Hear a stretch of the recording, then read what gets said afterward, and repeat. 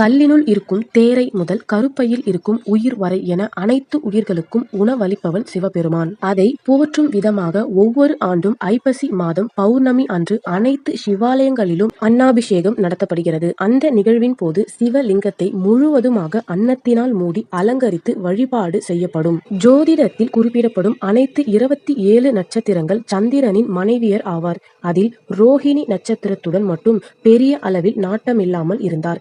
இதனை தன் தந்தையிடம் ரோகிணி கூறினார். இதனால் அவரது தந்தை தட்சனால் உன் உடல் தேயப்படும் என சாபமிட்டார். அப்போது முதல் சந்திரனின் ஒவ்வொரு கலை குறையத் தொடங்கி பொலிவிழந்து பின்னர் அவர் தன் தவறை உணர்ந்து திங்களூரில் இருக்கும் கைலாய நாதரை தன் சாபத்தை தீர்க்க வணங்கினார். சந்திரனின் 16 கலைகளில் 3 கலைகள் மட்டும் மீதமிருந்த நிலையில் சிவபெருமான் சந்திரனின் வேண்டுதலை ஏற்று அவருக்கு அருள் புரிந்தார். அந்த 3ஆம் பிறையை தன் தலையில் சூட்டிக்கொண்டார் சிவபெருமான். இருப்பினும்